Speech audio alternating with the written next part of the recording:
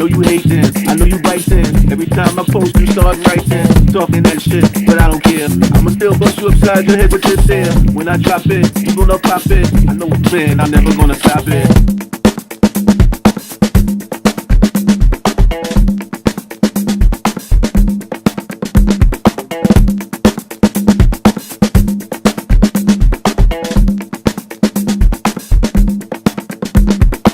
You can say what you wanna say, I'ma spit the realism anyway. I know you hating, I know you biting. Every time I post, you start writing, talking that shit, but I don't care. I'ma still bust you upside your head with this here. When I drop it, you gonna pop it. I know it's been, I'm never gonna stop it.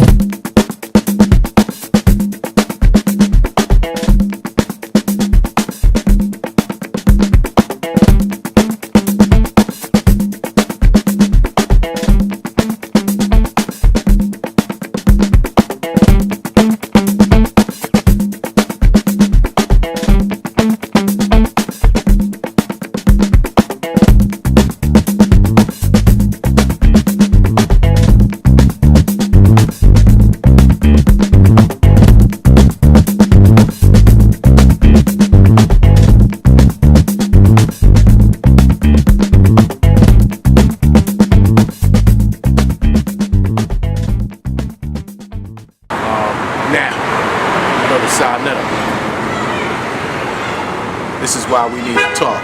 Let's go. We got a whole bunch of shit going on in the world and in America, and if we've been paying attention, we've been seeing this shit coming for a minute. You know what I'm saying? At least the last half a year, because those of us who've been paying attention, we know that the leader of this country is non-traditional. Okay? Traditionally, the leaders of this country have at least been able to shut the fuck up sometimes and not say slick shit out their mouth that they had no intentions of backing up. If they said they was gonna drop a bomb on your ass, they dropped a bomb on your ass. If they said they was gonna drone you, they droned you. If they said they was gonna invade your country, they invaded your country. They didn't just talk shit about fire and fury and fucking destruction the world never seen before and then don't do shit. You know what I'm saying? So shit is about to get crazy because the little Korean guy that he's threatening is calling his bluff. You know what I'm saying? And because the little Korean guy is calling the old white man bluff, the old white man is ready to send some black soldiers and some Puerto Rican soldiers and some Dominicans, some poor white soldiers over there to die. You know what I'm saying? Because the little Korean motherfucker, he about to shoot some missiles at shit. These motherfuckers about to send your kids off to die. You understand? They are about to start a fucking war. And I'm not going. I'm 59 years old. They can't send me. You know what I'm saying? So all them little brothers, them little college student brothers, them little young brothers and shit that want to enlist and get an education and get benefits from them motherfuckers, they gonna send their ass over there to die. Because that's what the fuck they do. Now, you can call it population control if you want to, right? You already know they're trying to disturb the political balance in this country because their agenda is to maintain white supremacy. You understand?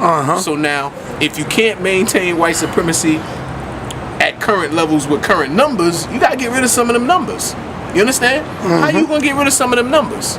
They fuck with black people that vote. They fuck with black people. They got black people thinking that voting is disadvantageous. You understand? Disadvantageous, and disadvantageous in the sense that it doesn't do anything for you or us. But the reason it doesn't do anything for us is because we don't do it together for our own purposes with the intention of mind of actually accomplishing something for ourselves out of it.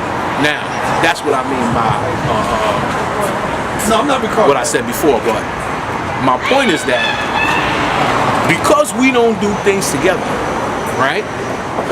We don't see an outcome from things that look like is worth our time and our effort.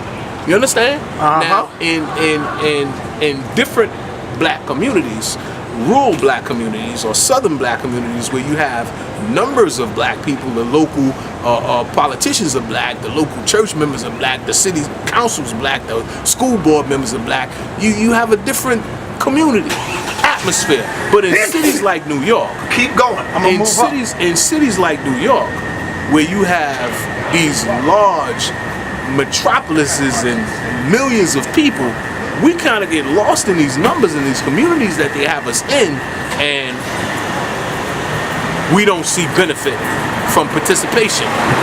But again, the reason we don't see benefit from participation is because we ain't conspiring with that participation, family, and we ain't conspiring to just get ours.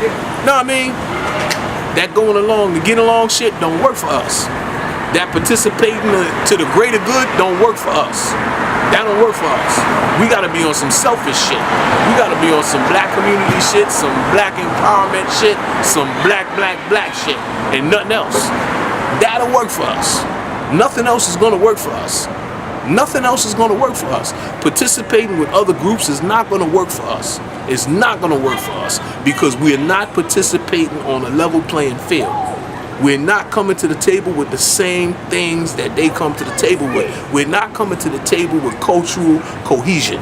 We're not coming to the table with financial backing from governmental institutions. When people come in from other countries, they have governmental backing from the countries that they come from, even if they're not big time citizens. They still coming to invest in this country. They coming with goals in mind, and we ain't got that.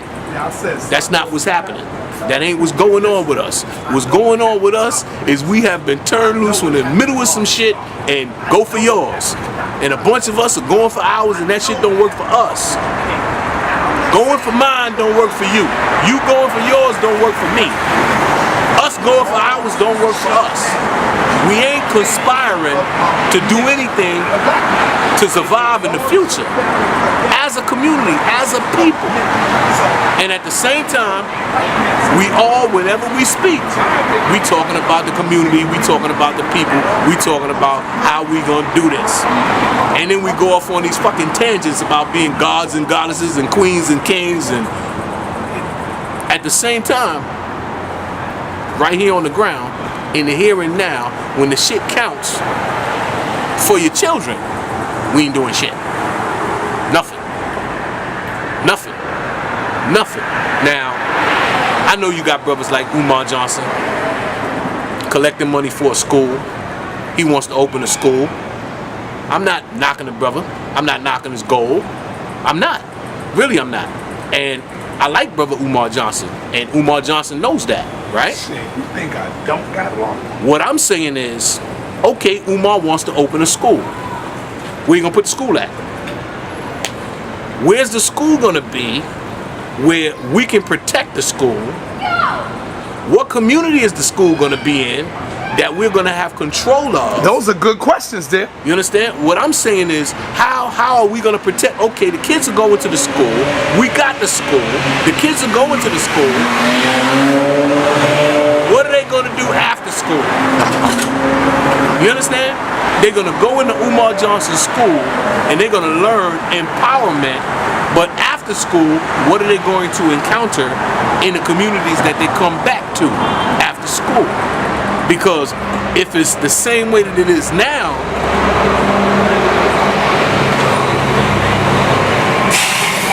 that's kind of like the argument I had with Sarah Sutasetti, where he's trying to tell me that once we have the revolution, then we're gonna stop being niggas. You understand? Yeah, brother. And I'm saying, that's putting the cart before the horse. You understand? First you gotta stop being niggers, then you have a revolution. You understand? You don't have a revolution and then stop being niggas. That's not gonna work. You understand? Because as long as you being niggas, then you ain't never gonna get together to do nothing. You understand? Then you gonna be wanting to shoot him for some bullshit, and you gonna wanna beat him for some bullshit, and you gonna wanna cheat him for some bullshit, and you gonna wanna creep on her for some bullshit, and you gonna just be bullshitting. I have a question for you. That's what niggas do. Go. Let me have a question. All right, question for Brother Larry. Let me see, where is that? It says, question for Brother Larry.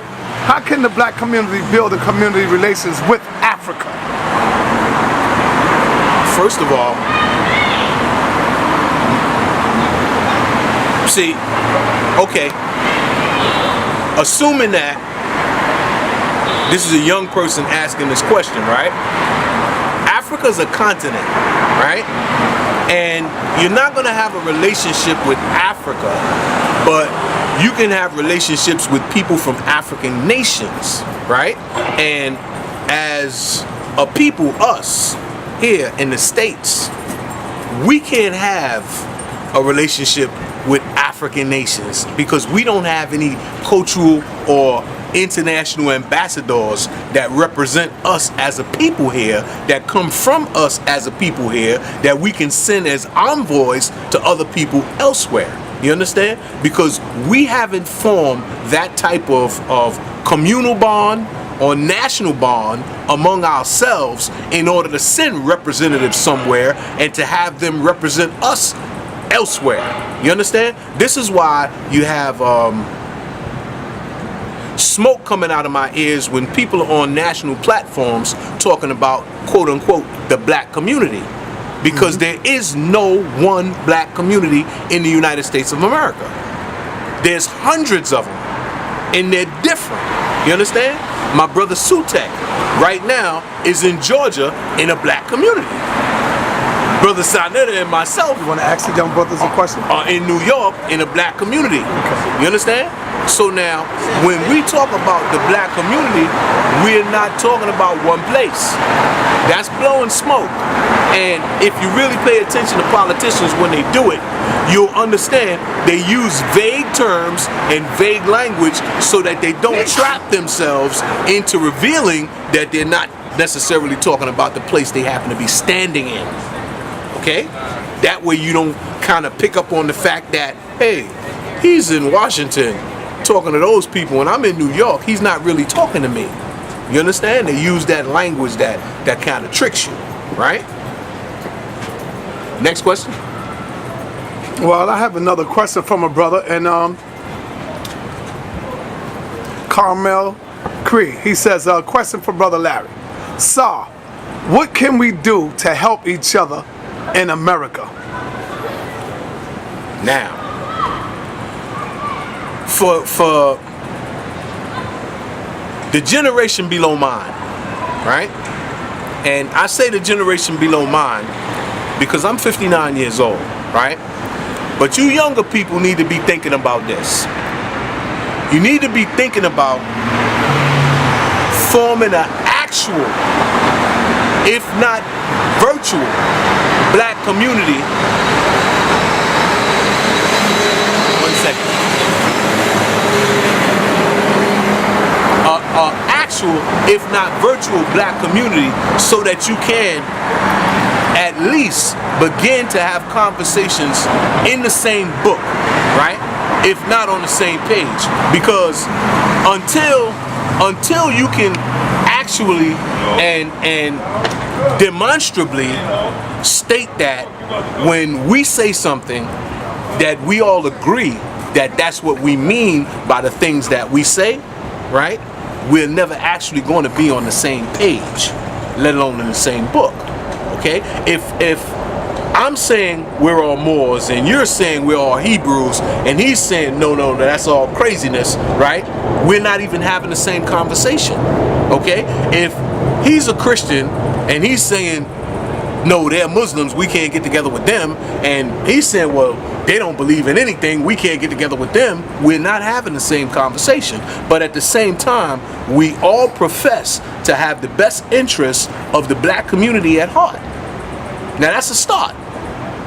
The fact that we claim to have the best interests of the black community at heart when we speak is a start. Now, when we say, okay, the things that we're never going to agree on, we never have to agree on them.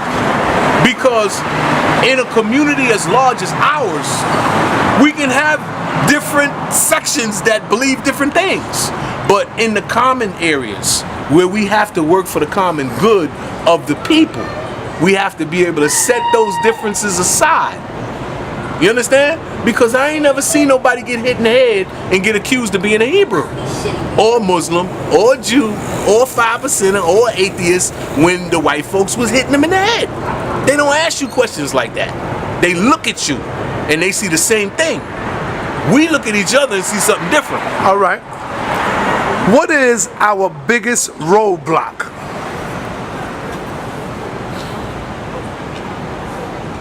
We don't know we're at war. Oh, I'm with you. Right? I'm with you. We don't understand the nature of our captivity. Okay? We don't understand that. We don't have a fucking clue that they never really ended slavery in this country. Okay? We don't understand it because the jail is really, really big. You understand? And you can go all around it and shit. And you ain't got no CO standing over your shoulder, no parole officer and shit checking up on you. You free. You understand? We don't really understand what actually happened to our people in this country. Okay? And because we don't understand what actually happened to our people in this country, we don't understand when subtle shifts in the cultural dynamic or the fabric of the culture changes and causes different things to happen to us in different places. We don't understand it, so, and we're isolated, right? And we know different things, but we only know what happened over here. We don't know what happened over there. You understand? So at the same time that you had people in New York and Philadelphia and Chicago, right? You had them running around being gangsters and shit, right? You had people in the South on chain gangs, and if you ain't had no job, they lock your ass up and sentence you to hard labor. That's slavery. They was doing that shit up until like 1936. You understand? And the only reason they stopped is because the president didn't want to be embarrassed by the Japanese over World War II. They thought they was going to use that shit against them politically, or they still would have been doing it. In fact, they still do it. When you see work release programs anywhere, that is 13th Amendment slavery. When you see people incarcerated in this country, that is 13th Amendment slavery. The 13th Amendment says you cannot be a slave unless you are convicted of a crime. The shit is clear as day. If you are convicted of a crime in America, you are a slave. That is the Constitution. The 13th Amendment is the law of the land. The states have different words for the shit. The states call them correction facilities, they call them prisons, they call them jails, but the shit is the same shit. They put your ass in there and make you work. All right, I got a good question for you. This is a good question right here, brother just typed up. All right, Brother Larry, what is the most effective tactic I can do to show my kids these days since we are in war? First of all, right? Mind you, Brother Larry is not a parent. So I'm not telling you how to parent your children. Good, right? good. But what I can tell you is that I used to be a youth, right?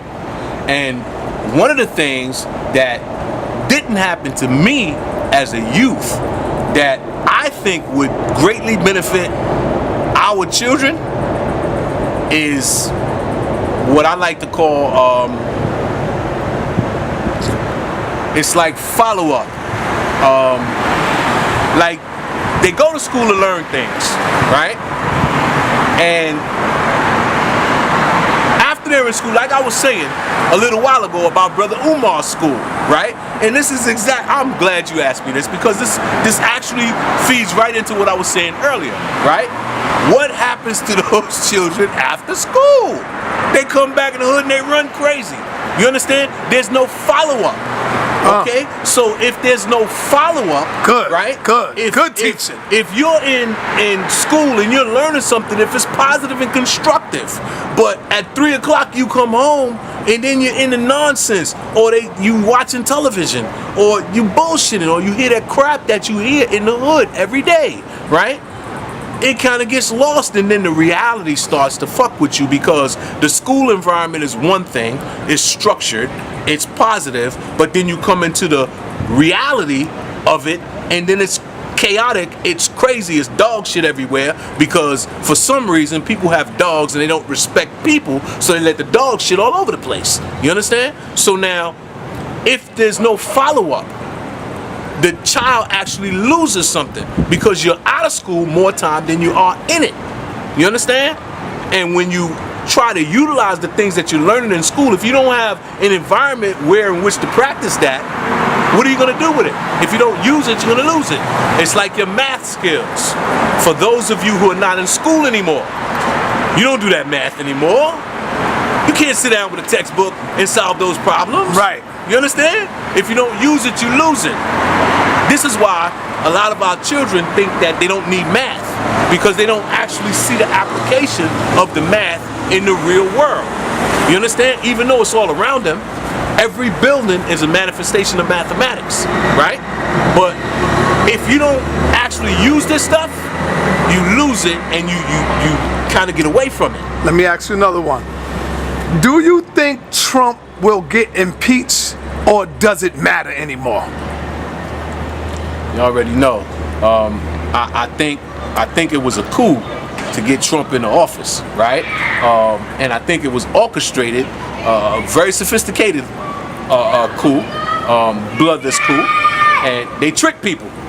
They tricked people in a whole bunch of ways, and they tricked people in a whole bunch of shit, and they got this bozo in the office, right? And the bozo had a personal agenda. The bozo's personal agenda was he felt personally disrespected by President Obama, right? And in order for y'all to really grasp the significance of that, is that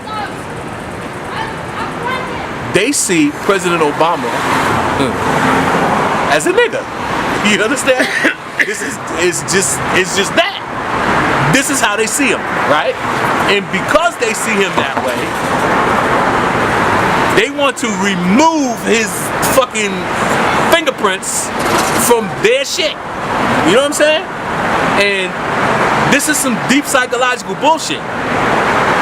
You understand? And if you get that, you'll understand why they're going to keep that white man where he is as long as they can. No matter how stupid he is, no matter how ignorant he sounds, no matter how incompetent he demonstrates himself to be, they are going to keep him there and rationalize his behavior and rationalize his comments, just like they do on CNN and MSNBC. Even though they know he's a jackass, they sit there and they try to rationalize his commentary as if he were actually saying something coherent. This is white supremacy. You understand? Even coming from those white liberals who claim to be so offended by white supremacy. The fact that they try to rationalize Donald Trump's verbal insanity lets you know that they're looking at him like, no, he's not a crazy motherfucker, he's a white man. Perhaps there's something profound in what he's saying that we just can't see. You understand? But if that was anybody else, they would just say, this motherfucker crazy. Click, and turn the camera off. But him, every time he opened his mouth, everything he put on Twitter is on television. You understand? And they don't understand how they help him gain popularity by doing that stupid shit. You understand? Every ridiculous thing this motherfucker ever said was on the news. He stayed on the news. And that, he tell you, all publicity is good publicity. If it's bad or what, they still talking about you, right? And people don't get that. Look, let me tell you what. Let me tell you what type of people some people in this country are, right? You have people in this country who Remember David Berkowitz, Son of Sam? Yep, that's right. Okay. Charlie Chopper. Remember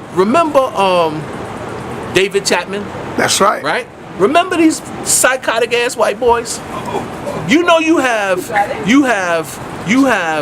white women who go to prisons to profess their love to these psychotic motherfuckers. True. Now, he right. David Berkowitz, he run around killing white bitches. Shooting them. You understand? Now, they saying, well, why would he be killing females? What could his problem be? He must be, you know what I'm saying? But his problem was he's a fucking faggot. That was his problem. David Berkowitz. His problem was he was a faggot. He killing women. Come on now, you hate women. What else could you be? You understand? I'm not saying all faggots hate women, because I know women have faggot friends. Right. But his case was he was a faggot. David Berkowitz. I seen that shit with my own eyes, right? He was in the same fucking penitentiary, right? Now, not the same together. He was in the fucking yard with the faggots. I was in the dining room serving up the chow, right? Okay. Let me ask, you want to go on? No. All right, I have a tough question for you, and be careful how you answer this. Question. Because the people will stone you for this. Here it is. What is it? We the first black man and woman who built the pyramids, gave civilization. Just hear me out before you go in. Gave civilization to the world. We the mothers and fathers of the stoplight. We did it all, Brother Larry. Do you think that there's a need for policemen in the black community today, or are we cool without policemen right now? Just keep it real. Y'all better stop that bullshit. Go ahead, bro. Talk about Y'all better stop that bullshit. But while we on the subject of police, right? Yeah. Let me say this to you. No, because I asked you that question because they tearing my ass up for talking about the bad shit that we do as a people. Go ahead. While we on the subject of police, right? Let me say this to you young people, right? Especially my young brothers, my little warriors, right? Shut the fuck up. When the police stop you, don't be running your mouth. Don't be talking shit. Don't be mouthing off. Don't be basing up.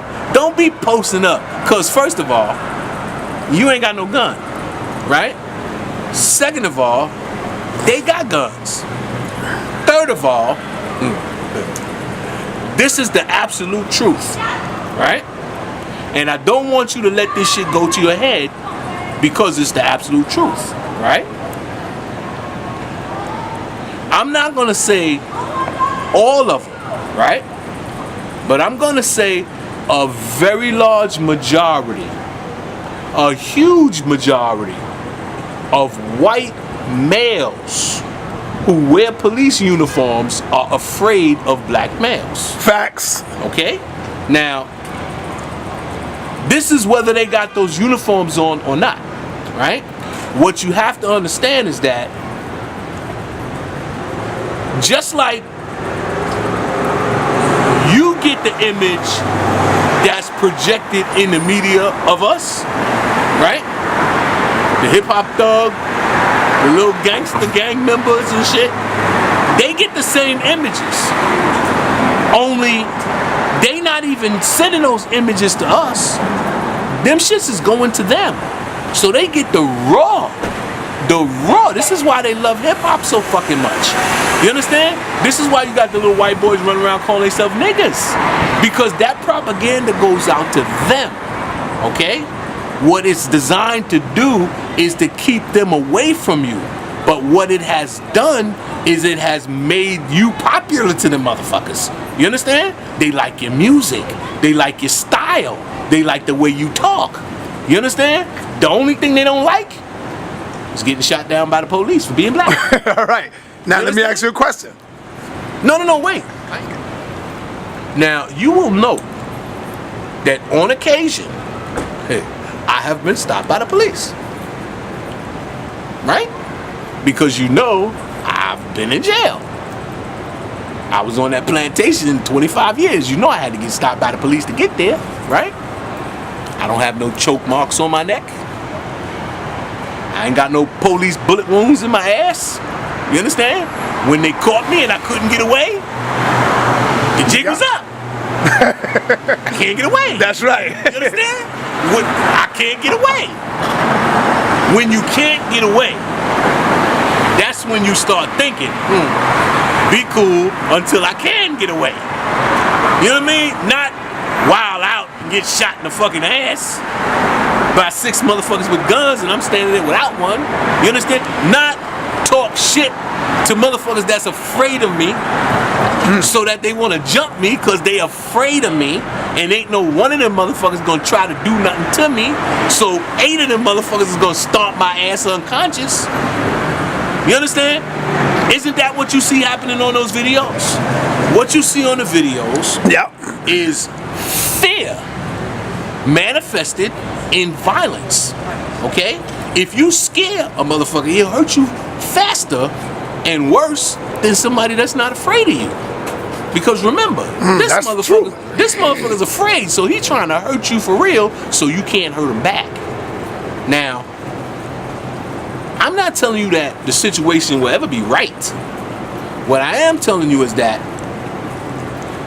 you have an obligation, not just to yourself, but to your mother, your father, your children, your wife, your girlfriend, right?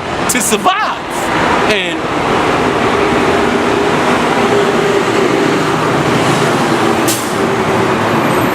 if survival is not paramount in your mind at all times, but especially when you are in a confrontation with motherfuckers you know will shoot your ass, if survival is not what you're thinking about, then you are not thinking, okay?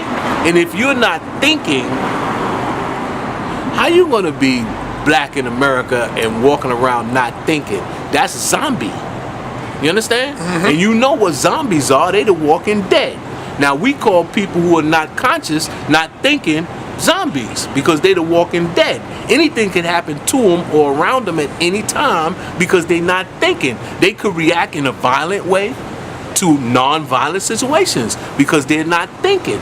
They could do something totally crazy, like snatch a pocketbook in broad daylight because they're not thinking. They could walk into a store and pull out a gun and say, give me your money, not thinking that, damn, it's 7 motherfuckers in here with guns and I'm just one. You understand? Because they're not thinking. They could, I don't know, get you killed because they're not thinking. What you need to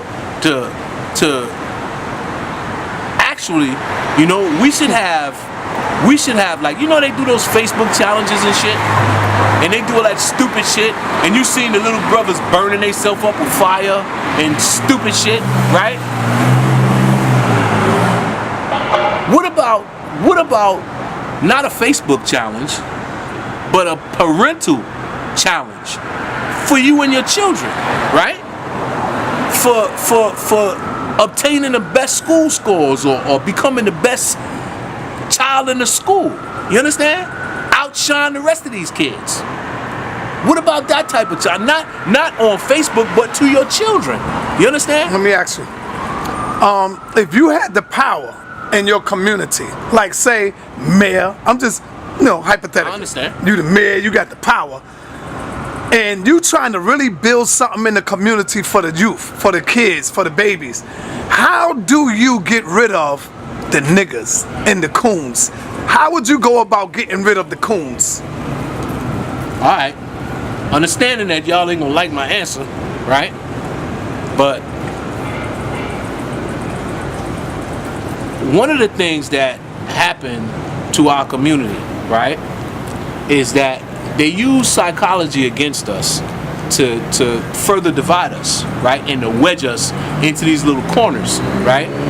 One of the things that happened, coming to the city from rural areas and stuff, right? We have church-going people and we have secular people, right? The church-going people kind of separated themselves from the secular people because the church-going people consider themselves to be, you know, respectable, right? And they trick the secular people into kind of accepting the non-respectable, so that you get people who party on the weekends and drink and shit and hang out in the street and shoot dice and shit. They're the heathens, right? And stay with me, because I'm gonna show you how this shit manifested, and even into the conscious community, how this same dynamic still manifests itself. Just watch. Go ahead, right? brother. Now, so they become the heathens, right? Or the, you know, the non-religious type folks. And then we started, because we're in these big cities, right? The culture started to split along those lines. And you can see this today in the industries. You can see the gospel music industry, and you can see the other black music industry. You understand? The gospel music industry is the Christian version of our culture manifesting itself in song.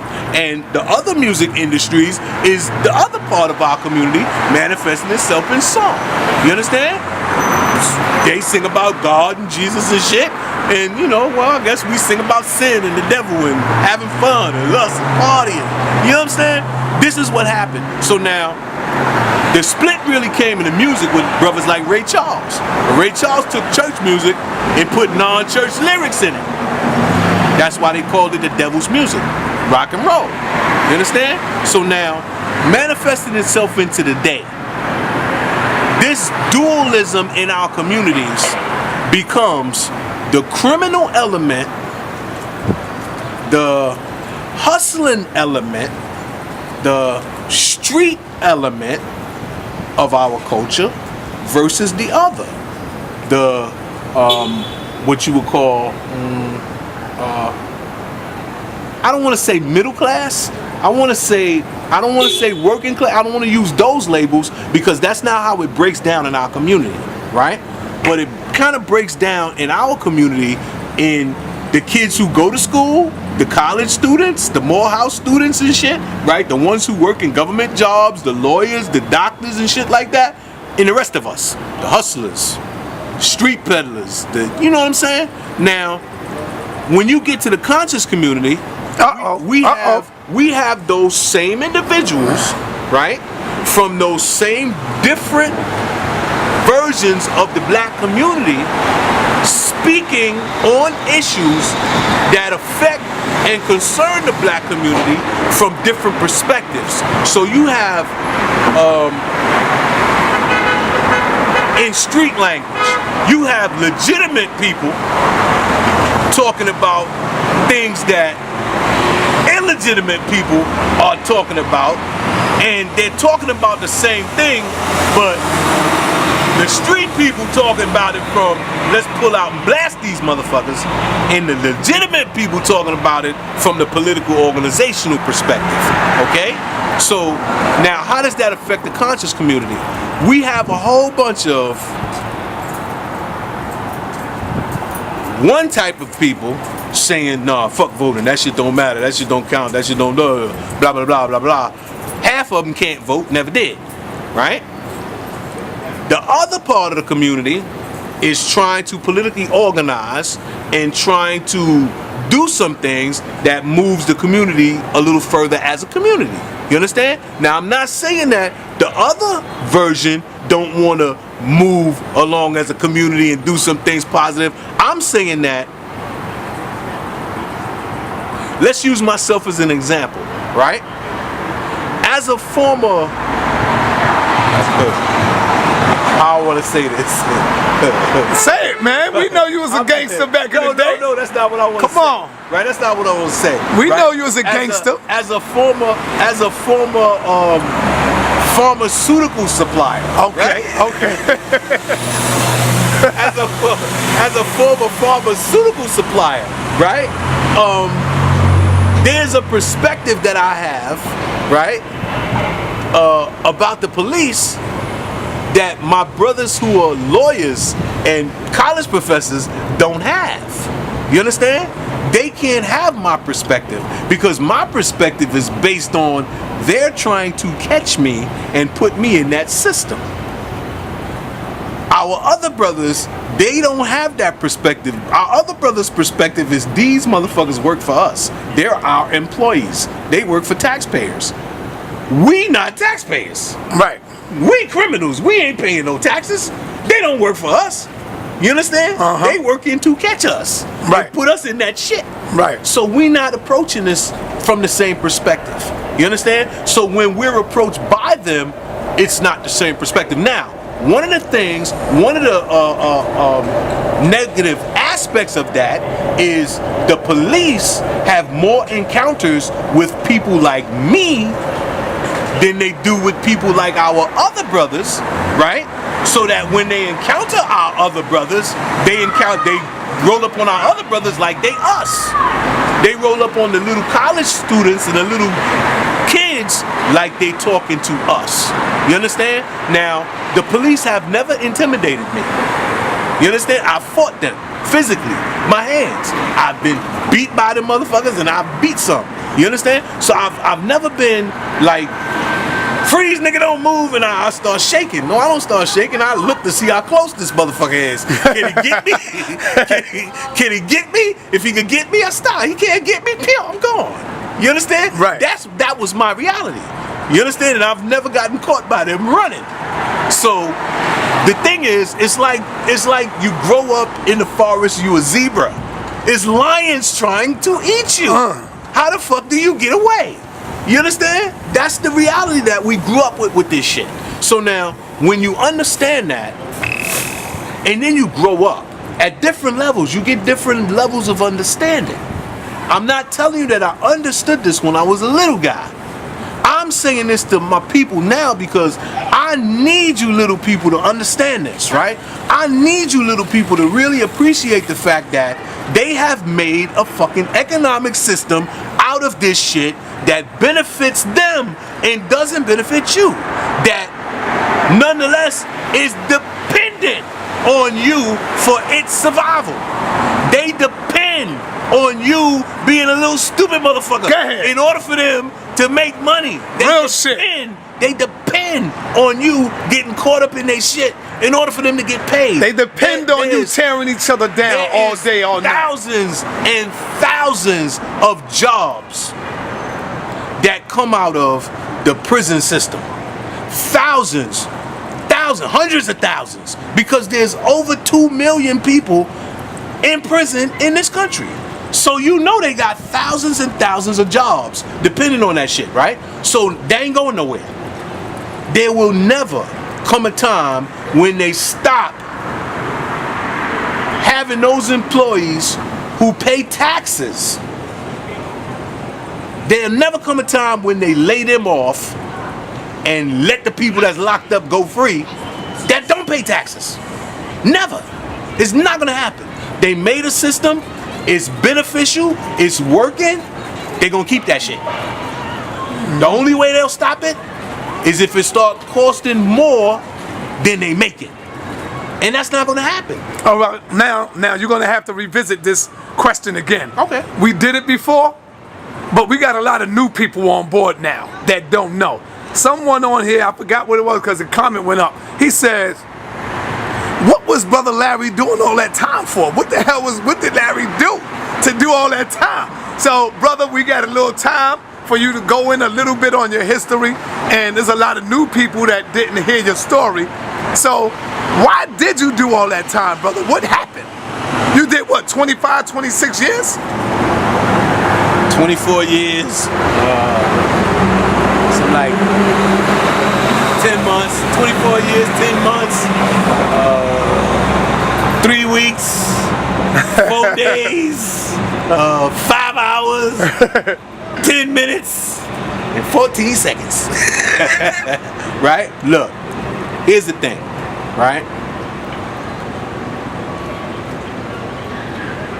The propaganda that permeates this society is extremely thick. The propaganda is so thick, turn that camera, that they have brothers like that thinking that he's leaving Mexico and coming to America, right? Right. When in actuality, he may be in Mexico, but he may be only going to Texas, which is Mexico. You understand? But because they took part of that shit, put a line on that motherfucker and said, no, motherfucker, this is the United States. They think that when they leave Mexico, they come in somewhere different, somewhere new. You understand? Now, of course they got an army of police to back them up with that bullshit, right? My point is that the same rules apply to us because we're here and this is our reality, right? It's like we kind of accepting the reality, right? But in reality, we're in the middle of a colony, and had this been in another country and they invaded our country and did this shit, we would have a better understanding of our relationship to the colonizers. But because we're like in the colony, we're in the homeland of the fucking colony. They saying, are you gonna answer the question? I am. Oh, right? okay. But what I want them to understand, right, is the relationship that we have, right? The relationship that we have to this structured government, right, is a colonial relationship. But because we in the fucking seat of this shit, we don't think we part of the colony. We the colony. You understand? A lot of black people got white privilege, son. A lot of black people have white privilege attitudes. So they're offended by shit that happened to them because they don't think it should happen to them because they think they're a part of shit. You don't understand what I'm saying to you? We inside looking outside, but people outside looking in think we inside. We inside looking out. If we wasn't looking outside, then we wouldn't be talking about jobs and not talking about us providing them. You understand? We have a colonial relationship to this fucking structured government. We go to them for things. We don't bring those things back and put them in the community and then control the things that we got ours. This is the black version. You understand? We don't have that. We used to have that. We don't have that. And without that, right, it's like, what type of relationship are we going to form? And I don't presume to speak for everybody when I say it. I know what type of relationship I have to this colony. Y'all see me. I post videos everywhere. I'm in every type of environment doing what I do because I have that relationship with this market. You understand? It's a market. I'm a hunter. I'm going to the market to hunt. That's my attitude. I don't have a home attitude when it comes to America. I have a village attitude when it comes to Harlem.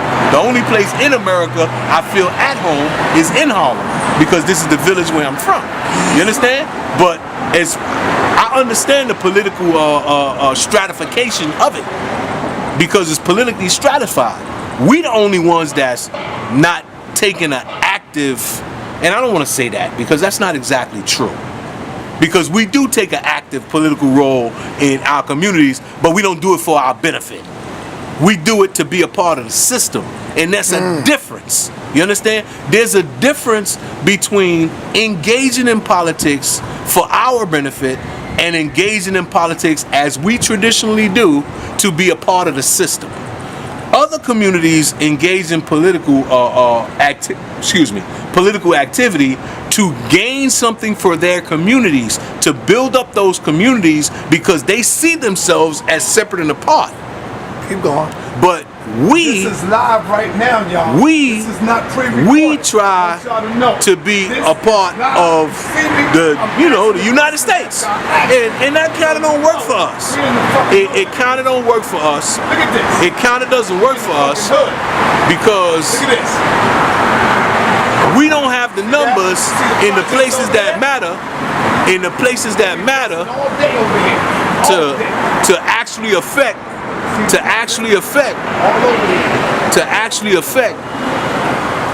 any outcome in this structured reality, because the places that matter, we ain't got the power in those places that matter. Okay, they saying, brother, was you fucking with Frank Lucas dope and got caught or something? They want to know what the hell happened, brother. Did you try to take Frank Lucas stash, brother? What happened? Ain't nobody said no stupid shit. No, bro, I'm telling you, they said that. Oh, look, you're gonna see the questions going up. Put the questions, y'all. Family, listen. Right? Look, listen. see, they asking the questions. Listen. listen. Right? Listen. You know I don't like talking about that shit, Sal. I know, but people get the wrong impression. You know what I'm saying? They get the wrong impression because you can't talk about that shit. I talk about that shit, I get upset. Right. Look, when I talk about that shit, I get upset. Right? But why? Why? I'm gonna tell you why. When I talk about that shit, I get upset because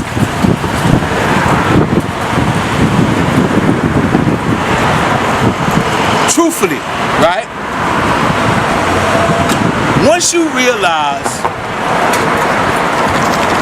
that there's a chess game being played, right? And that not only are you not the pawn, right? Wow. Not only are you not the pawn, right? You ain't enough to be the pawn, right? But not only are you not the pawn, but when you realize that the motherfucker that you thought was the king is the pawn, right? You kind of, what the fuck? You kind of get away from that type of shit, right? You kind of get that shit out of your mind, right? Unbelievable, right? But see, brother Larry, don't you think, brother, that maybe you can help the next person, the next young person? I was about to tell him. I was telling your story. I was about to tell him, right? I was about to tell him, but before I say that, what I want you to understand. Back up something. What I want you to understand, like I was saying, right, is when you realize that the people that you thought was the king, like they say Frank Lucas, right? The people you thought was the king was actually the pawn in somebody else's game. Right. When you realize that, then you be like, this is some whole other shit that I wasn't ready for, that I thought that I was ready for when I was all up in the middle of this shit, and stepping back from it, being in cells for fucking months at a time and shit, right? In solitary confinement, you have a time to reflect on shit, and because you're the only thing in the cell, you get to call on your mental imagery to call up shit. You see images, you get to see, you get to understand, you get to try to slow shit down. When you slow shit down, you say, oh shit, these motherfuckers was playing us. You understand? And then you look at the actual outcome of this shit, and you could actually see how they played you, and see why they played you, and see how much benefit they got out of playing you, and then you say, oh shit, I was a fucking sucker. So now, having come to that realization that I was a sucker, right? I'm gonna tell you how. First of all, remember, other people, they look at our communities with bullseyes, okay? They target our communities for economic exploitation. These are facts. This is what I kind of need you to understand, is this is some top-down shit. This is not just white people or Pakistani people or Jewish people or Dominicans or Greeks, or this is top fucking down, okay? They look at our communities and they see a whole bunch of people and they don't see a whole bunch of business, okay? So they think, number one, those people gotta eat, those people gotta buy stuff, those people gotta have clothes, those people gotta do this and that, you know what I'm saying? So they target you, right? Now, another thing that they target you for is your activities, your extracurricular activities. Okay? Those people got to drink alcohol. Those people got to smoke cigarettes. Those people got to do whatever they do. You understand? And they facilitate that. But remember, these are other people looking to exploit your vices, your whatever, right? You got young people right now saying, brothers, you gonna teach him so he not be able to do what you did? They gotta listen. They gotta get it all. All right, go ahead. They gotta get it all. This ain't about no fucking no TV movie show bullshit. I pop and shot and shit. Fuck that. That's some garbage, right? Okay. You want that? Go to 50 Cent. He got shot 9 times. You understand? What I'm saying to you is that what you gotta think is that, wait a minute. Okay, we got a black community. Where the fuck is your jobs at? What do you produce that produces jobs? What are you making that you can give jobs to? If you're not making something, but that shit does exist, who's doing it? You understand? So they're targeting your community. And when they have excesses, they target that excess for other shit, like the penitentiary. You understand? So they facilitate bullshit, like crime. That shit is facilitated. Don't nothing happen by accident.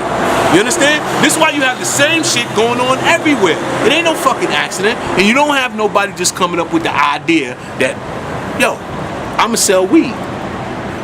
You understand? First of all, where you gonna get it from? It's not a naturally occurring thought. Oh, I'm gonna be a criminal. That's not a naturally occurring thought. This is something that's being produced. You understand? And it's being reinforced, and it's being reinforced in a lot of ways, through the television, through the movies, through the music, and through people's behavior that have become involved in that shit, that think that that is the way to go. It's being reinforced. You know what I mean? This is why you have fathers who have sons, who have grandsons that get caught up in that shit. What I'm saying is this, right? See, people want to hear some sensational bullshit, right?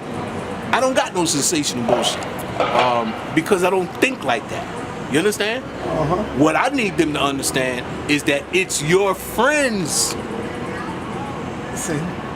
It's your friends. It's your friends that will get you caught up in that shit. And the reason your friends will get you caught up in it is because their friends will get them caught up in that shit. Because they'll think that shit is cool. You understand? What you think? I just walked out my house and started selling drugs? You know what I mean? Your friends get you caught up in that shit. And the only reason that happened, in fact, the reason the shit got out of hand in New York is because of the Rockefeller drug laws. When they passed the Rockefeller drug laws in 1973, the dirty motherfuckers, my homies, right, who knew their ass was 16 and over and could get life, they started grabbing up little motherfuckers like me that couldn't get that time. You know what I'm saying? Shorty, you homeless. Give him one. You understand? That's how you get caught up in that shit. You don't just come up with that idea. Your fucking friends get you caught up in that bullshit, right? But what I need you little motherfuckers to understand is that although that game is not over, that game is dead. The only thing that's gonna help the next little brother is to disband that shit as activity. But that's not gonna happen. I don't waste my time dealing with shit that ain't gonna be real. I don't waste my time telling you, don't sell weed. I would be a hypocrite to tell you not to sell weed. I smoke weed. You understand? But I don't sell weed. Why don't I sell weed? Cause I ain't going to jail for selling no fucking weed. Why would I go to jail for selling? I know that's part of the system. Why would I put myself in a position to be in the system and say, well, you smoke weed, brother Larry? I don't smoke weed in the street. I don't smoke weed in a place where they can catch me smoking weed. I don't smoke weed in a place where I ain't got the door locked. You can't get me. You understand? Now, it's all, brother Larry smoke weed? Obviously. You understand? This is me. I like to do it. I'm 59 years old. I do whatever I want to do. You understand? It doesn't impact on my ability to be me. What impacts on my ability to be me is I kind of And I don't know if this is natural either, right? But I feel fucked up when I see black people fucked up. If I see you fucked up, I don't feel good. I don't feel right. When I see young black people and they're in situations and I try to tell them, little bruh. Know what I'm saying? Try to pull a coat, pull them up, and they don't get it. They think they gotta be tough. See, that's a problem. You understand? Because if you gotta be so tough that you can't listen to somebody telling you that your ass about to walk off a fucking cliff, then you're gonna walk off a cliff. You're gonna have to learn that shit the hard way. A lot of people had to learn shit the hard way. I was one of those people. I had brothers try to tell me shit when I was young, Sinetta. You understand? But I was a smart little motherfucker. And that shit is dangerous. You understand? Because when you're smart, you think you got shit figured out already. But what you lack is experience. And that experience is what keeps you out of that hole. All right, now in closing, because you know I got to go and get parking. I don't want to go in the garage tonight. Let me say this to them, right? Right. Who want to know, right? Here's what happened to me. The same concern that I show you little brothers on Facebook and on YouTube when I talk about shit is what sent me to the penitentiary. I'm walking down the street. I see the police searching somebody. I identified them like I would identify one of you as me. Dope fiends was trying to get their stash. I took the stash. When the police let him go, I gave him his stash. He said, yo, Larry, I owe you one. You don't owe me nothing. And I went about my business. Now, me being me, I totally forgot about that shit. Later on, maybe about 1 in the morning and shit, I stopped by a bar. I was living with a young lady at the time, and she used to fuck with me about not coming in because I used to stay out 3-4 days, right? So, remember, I was a little hustler, and I was selling drugs all day, making money, hanging out with my friends in clubs, gambling. So, you know, going home, that wasn't something that I did, right? So anyway, as I'm approaching the bar, a friend of mine says, yo, Larry, why you do that to Alan? I'm like, the fuck is you talking about? So he said, oh, you playing games. So I said, man, get the fuck out of my face, Jose. And I starts to walk across the street. He follows me across the street, right? He said, yo, why you playing? So now, you know, I'm kind of like, you know, I'm young. So, you know, I'm a young black guy. I don't want to say upset. I got annoyed, right? So I said, Jose, get the fuck out of my face before I punch you in your mouth. So now I go into the bar, right? After a while, he comes in the bar, and he comes up to me again. He says, yo, why you do that to Alan? So I say, what the fuck are you talking about? So he said, why you take that from Alan? So I said, take what? Who the fuck is Alan? So he said, oh, you playing games. So I said, well, where's he at? So he said, well, he'll be here. Oh, fuck it, I'll be here too. Now, I'm standing in this bar. I don't got no drugs on me, but I did have a gun on me, right? Strap! Well, here's the thing, right? Here's the thing, right? And this is no bullshit, right? When you're dealing with people who are chemically addicted to substances, they will do shit to you, right? And they might be good people, right? But they will bust you upside the head, kill you just to take your shit. You understand? Now, I was young in this shit, so I found this shit out kind of like funny. Know what I mean? I never suspected these motherfuckers for being larcenous, conniving, cutthroat ass, backstabbing, cross artists, kill their own friends over money type people that I was dealing with. I thought these was the people I was growing up with. So before all this money came into it, we was playing basketball and hanging out and singing James Brown records. After this money came into this shit, Sinetta, this is millions of dollars in the streets of Harlem when I'm a kid, right? When that money came into it, change came into it, right? All the scurviness that you hear about or see about in movies actually came into this shit, right? But you wouldn't know it because remember, ain't nobody gonna tell you that I'm a scurvy, stinking fucking rat. Right. You know what I mean? They're gonna be that way, and you ain't gonna find out until your ass get bit by one of them, right? So now, mind you, keep that in mind. So I'm standing in this bar. Now remember earlier, let me bring this to your mind, just so you know. Earlier, somebody's getting searched by the police. Me, not minding my business, put myself into that shit by taking this shit from them junkies and giving it back to them, right? So I put myself into somebody else's shit. Right. Keep that in mind, right? So now, while I'm standing in this bar, drinking my Miller Ale, listening to this record, and I can't remember what the record was, and that bothers me, right? Because that's actually the reason I went there, right? Yeah, to play that record that just came out, right? Right. So I'm sipping the beer, listening to the record, and here this dude come from earlier with Jose. So I see Jose and they walking my way. So I said, him? So Jose said, yeah.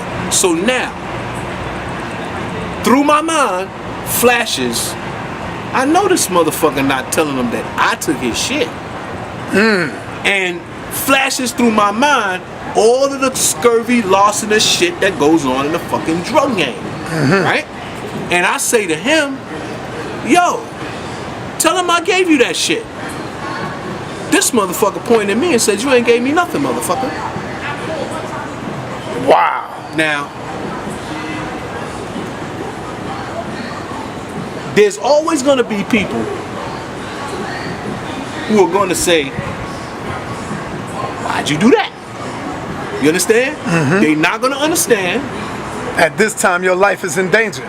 They're not gonna understand my actions at that time, which is why, you know, I don't even talk about that shit, right? Right. But my reaction was to reach into my pocket, pull out my 25 automatic that nobody could see because it's little, cock that shit back and shoot him in the leg, right? And instead of him coming clean and saying that I gave him that shit earlier, you know what I'm saying? He tried to run. Now, at this point, I have to tell you that this is September 1976, right? In March, April of 1976, I had got into a gunfight and I had shot somebody, right? And they got away. And they had paid some people to shoot me. You understand? One of the people who took the money happened to have worked for me at that time. He was an older guy, right? And he worked up in a club on 125th Street, right? I was the only kid they let in that club at that time. And they had they had naked bitches dancing in the club, son, right? I was a little fucking kid, right? I was a little kid, right? This was my Willie Back days, boy. I was a little kid, and I was the only motherfucker they let up in there because I was bringing them the shit, right? So the naked chicks that was dancing up in there, remember, I'm the only kid in there. These is old motherfuckers. The naked chicks is loving me. So I'm loving being there. You know what I'm saying? Because they are hugging me up and shit. They all naked. You know what I'm saying? I'm a teenager. This is like fucking Fantasy Island for me. So one of these motherfuckers, right? He take the hit. You know what I'm saying? And this will help you guys out too, right? Because of course I didn't know he took the motherfucking hit. You know what I'm saying? I thought he was with me. You know what I'm saying? So this is how they get me isolated. Now, of note is that shit could be coming from the left when you looking right. You understand? Because I carry big guns. And I wasn't I'm not telling you I was the baddest guy in Harlem, and I definitely wasn't the biggest guy in Harlem, and I wasn't the scariest guy in Harlem. But the people who wanted to hurt me was afraid to do it themselves, so they paid other people to do it. They was afraid to come near me because they thought that I would get them, okay? And at no time, family, was I ever that person. Well, look, real quick. How did you know that there was a hit out on you? How did you find that out? You kind of find out after the fact that the cause of this shit was the, you know what I'm saying? Because once again, right? We dealing with, or at that time, we were dealing with not just like little street corner weed dealers, you know? We were dealing with some organized criminals, right? They took gangs off the streets of Harlem. They took down major shit, you know what I'm saying? People used to, there was lots and lots of money in Harlem back in the day, son, that on the streets of Harlem. Millions and millions of dollars every day. Used to walk the streets of Harlem. I know, brother. I know, brother. You're talking to a Harlemite, man. So come on, man. For people not to really get that the amount of destruction that shit left on this community, right? They were doing 400 arrests per month in the housing project that I grew up in. 400 arrests per month. Okay? So this shit, and they used to sit around and watch you do this shit. You understand? So it was encouraged activity. But anyway, back to that thing that was going on, right? The fact that this guy tried to run away, I couldn't let him go. Right. You understand? So I had to do what I did. And his crew that was there, you understand?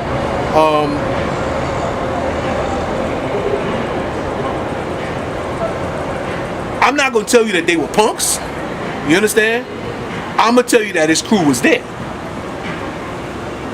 You understand? I was there by myself. His crew was there, right? And my thing is that at no time, you know, some of these guys I still know them. Some of them still alive. You understand? And we don't deal with that.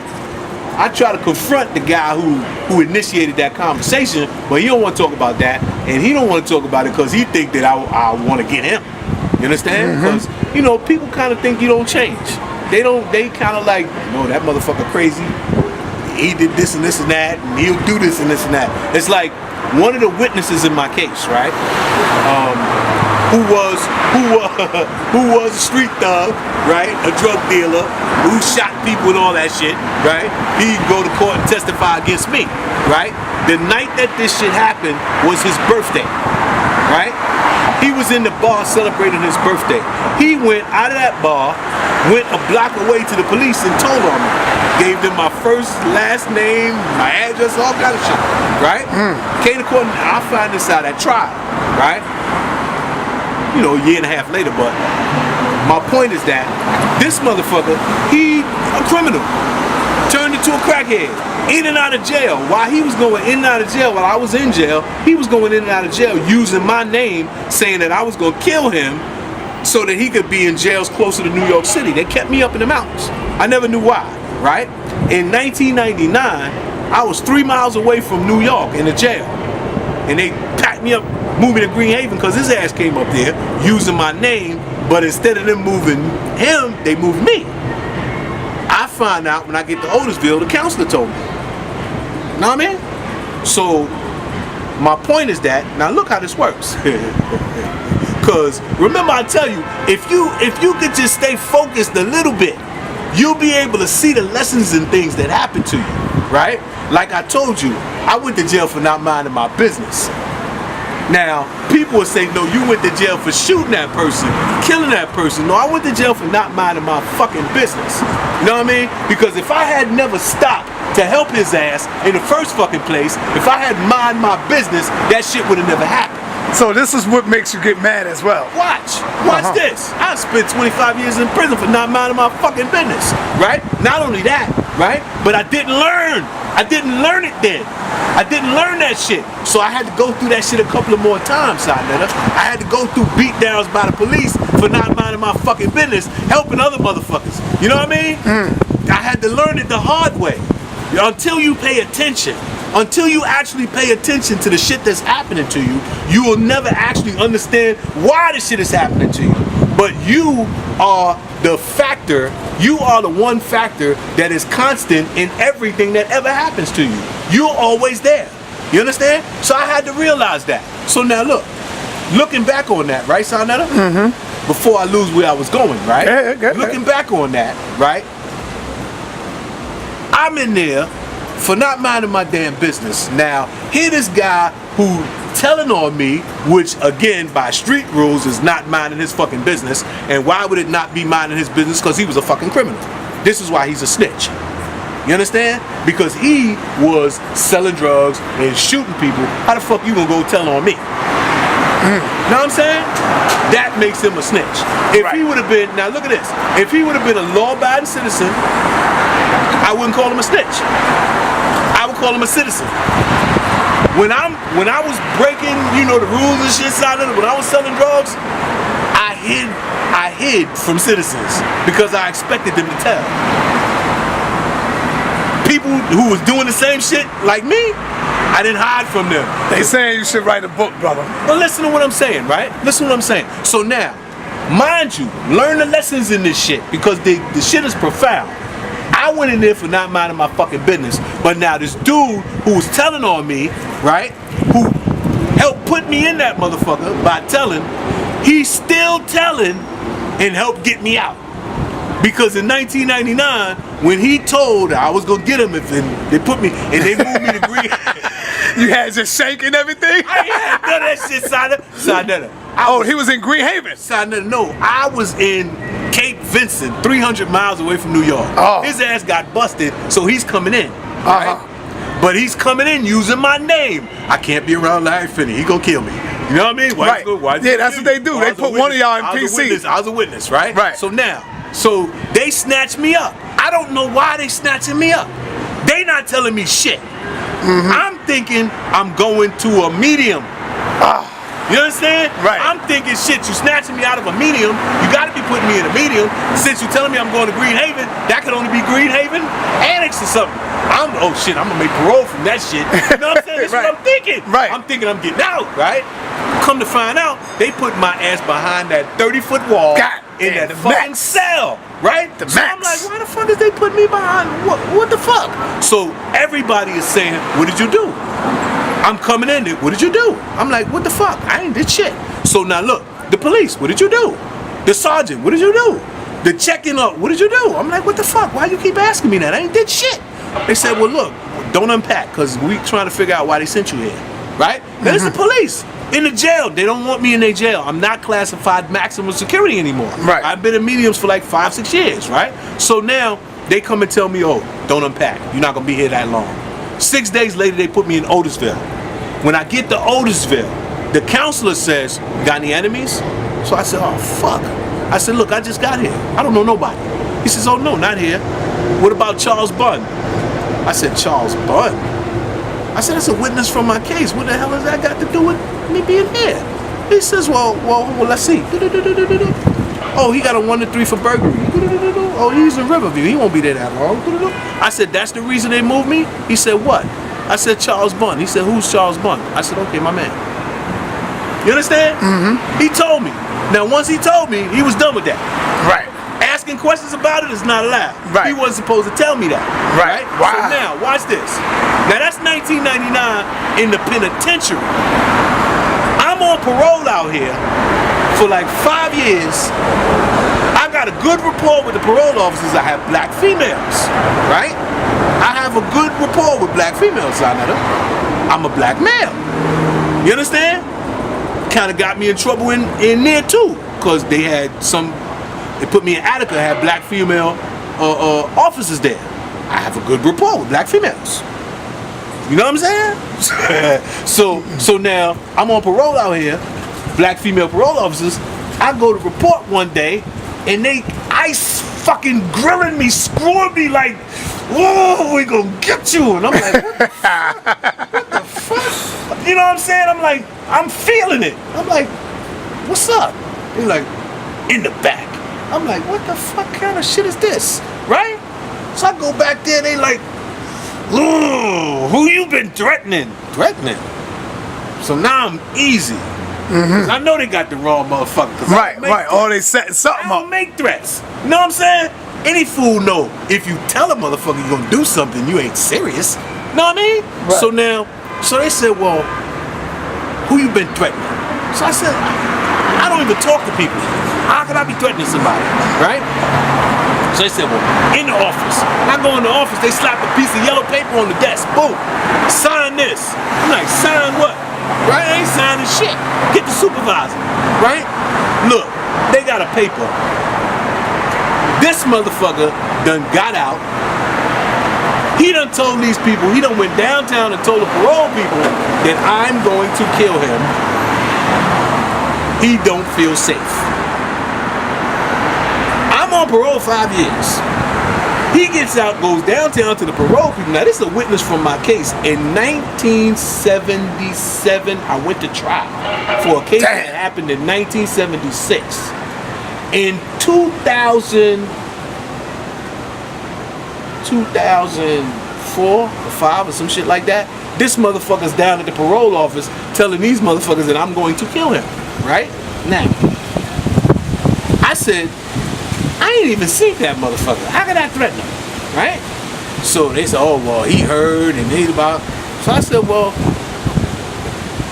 that's some bullshit. Right? So they said, well, look, we gonna put y'all in the room. I said, you ain't put me in the room with him. Right? They said, why not? I said, well, first of all, I haven't seen him since he testified against me. Right? That was in a witness at trial. Right? I said, and I was kind of upset. I said, so I can't really be sure how I would react in a room with that motherfucker. So I ain't going in a room with him, right? I said, plus, I don't know if he knows what I look like right now, right? So I don't want him to get a good look at me. You know what I'm saying? Because obviously he's lying on me, right? So why would I want him to be able to lie with a better view, right? So they said, well, no, with a supervisor. I said, well, get the supervisor, because I don't think I have to do that. Right? That's a witness from my case. Technically, you can't put me in the same room with that motherfucker because he's supposed to be kept away from me because presumably I'm a threat to him. Right? So now they bring the supervisor. And the supervisor said, well, the guy's saying you threatened him. I said, when did he get out? Right? They said, well, we can't tell you that. I said, well, here's what I want you to do. You don't have to tell me. I'm not asking you for my sake. I'm telling you that you should evaluate when he got out, right? Where he got out, and when I got out. You understand? And when the fuck would I have contact with this individual to threaten him? You understand? So they said, well, look, we'll just sign this paper. You know they gave me a paper sign. You know what the paper said? What? I will not go on 145th Street or 155th Street in 8th Avenue. Now, are they telling me where to find this motherfucker? Right, that's exactly where they telling you. They gave me a paper sign and they made me sign that, right? I will not go on 155th Street or 145th Street in 8th Avenue, right? So I said, okay, I'll sign, right? You know I go on 155th Street, 145th Street, 8th Avenue. I don't give a fuck about this motherfucker. I ain't looking at him. So now, about 2 months later, here they come again, right? We need to talk to you. You need to talk to me for? You seen Charles Bunn? Why the fuck would I see him? Well, he missing. Nobody's seen him. What the fuck do that got to do with me? Right. You know what I'm saying? Right. What does that have to do with me? Well, nothing better not have happened to him. I said, seriously? He said, yeah, well, we'll see. Right? So now look, I go to the mayor's office. Right? In New York City, son. I go to the mayor's office. I'm gonna get the fucking mayor behind this shit right here. Right? They sent me to the fucking DA office. Right? I get to the DA office, right? You know what the fucking DA told me? What? He's gonna always be the witness, and you're gonna always be the killer. Wow. I said, but the motherfucker's lying on me. What can I do? Here's what the DA told me. The DA told me, go to the precinct where I live, right? And make a report to the desk sergeant so that they have a record of it. Right. So they have a record of it, right? That I'm saying that this guy's lying on me, that he's saying that I'm going to kill him, right? I went to the precinct, made the report, black police officer, right? They all giggling and laughing and shit, right? They all giggling and laughing. I'm serious as fuck, right? Right. They all giggling and laughing. I'm saying, look, this shit is not fucking funny. You know what I'm saying? Mm-hmm. They giggling and laughing. They said it'll be funny. The motherfucker actually said it'll be funny if something happened to him, right? I said, what? They said, yeah, because they're going to come get you. I said, motherfucker, they ain't going to be funny. It's just going to be funny to us. I said, this ain't no joke, man. God damn, what the fuck is wrong with y'all? I said, you motherfuckers been working here so long that y'all think shit like this is funny? Damn. Know what I mean? I said, y'all got a snitch running loose in the fucking community, falsely accusing people, man. Don't y'all got snitch rules? You know what I'm saying? So right, look, yeah, they gotta have rules to that shit. You just can't snitch willy-nilly. You gotta have some real shit to tell. Don't just tell everything, right? You know what I mean? Smack them and shut them up. Look, my point is that the game is foul, it's dirty. It been foul and dirty since all that money came into it. Because that money made motherfuckers change. Friends, I know homies that I grew up with that got killed by homies that I grew up with over money. Only because they knew he had 200,000 stashed in his place. They killed him and took the money. You understand? Now, 200,000 ain't no reason to kill your friend. Trust me. Money is no reason to kill your friend. Because money comes and goes. It literally comes and goes. Remember, we don't make shit. So everything we get, we spend. Money comes and goes. Friends, your bonds, that's what stays because that's what you need in times of crisis or anything. You gotta have a phone number that you could call because shit get heated. I come from a time when people chased me home one time, right? Or twice. When I got, truthfully, right? When I got to the projects, to the street, to the sidewalk, where the projects was where I lived, I stopped running. And motherfuckers that was chasing me stopped chasing me because they couldn't chase me in the projects. Couldn't chase me in the projects. I was a little badass kid, but I was popular. Why was I popular? Because you couldn't fuck with my friends. If you fuck with my friends, I'm coming to get that ass. We gonna get you. You understand? That's how I grew up. If I seen you beating my friend up, I'ma jump on your ass and we gonna beat your ass. Right. That's how I grew up. You understand? So when I got to my project where I grew up at, motherfuckers didn't fuck with me there. People from somewhere else wouldn't come in there fucking with me. You couldn't come through there looking for me. You couldn't come through there asking about me. They'll get you. You understand? What you want them for? Cause I was cool. That shit is gone. That shit is lost. I see little dudes growing up together, they be beating each other up like they enemies. You understand? It's a whole different era now. That drug shit, deal with it. We still trying to engage in it. We still trying to glorify it. Rap music glorifies it. They acting have us glorifying it. You look at that series they put out, The Wire, glorifying that shit. That shit caused so much fucking destruction in our communities that we still suffering from the mentalities that it produced. We still walking around here with those mentalities. This is why you still got the antagonistic relationship between the police and our communities. You understand? And I'm not saying that as well, let's just say the criminal element, right? You ain't supposed to have that antagonistic relationship. That's the relationship you supposed to have if you're a fucking criminal. Yo, somebody said that we used to walk around with 8-ounce boxing clubs. I remember that too, in the hood, in the community. Yeah. We used to make our own fucking boxing ring in the community. Brother Sinetta, used to have fair fights. Yeah. right? Yeah. And your friends would stand around and make sure it was a fifth. I fought two brothers twice. Not only your friends, your fucking father be listen, like, go ahead out there and fight him one-on-one. I fought two brothers twice. One of the guys that snitched, the guy that I was just telling you about, who snitched on me, Charles Bunn, Chucky. Yeah. I fought him and his brother, right? I was beating one up, and the other one didn't like it. They held him, and then they let one go and let the other one go, and I beat him up, right? At the same, that's why he hated me. When we was little, now listen, he hated me from that point on because when we started growing up, now we could start getting money, right? He was boxing the Golden Gloves, right? Mm-hmm. And he used to try to box me, right? But by that time, I was a gangster. Motherfucker, I don't play boxing. You know what I'm saying? He said, come on, let's just box. I said, yo, I'll shoot the shit out your stupid ass. Get the fuck out of here, right? So now, he hated me from that. So that's the reason he snitched on me. You know what I'm saying? Because when we was little, I beat him and his brother up. But, yeah, we used to fight. But that ain't the point.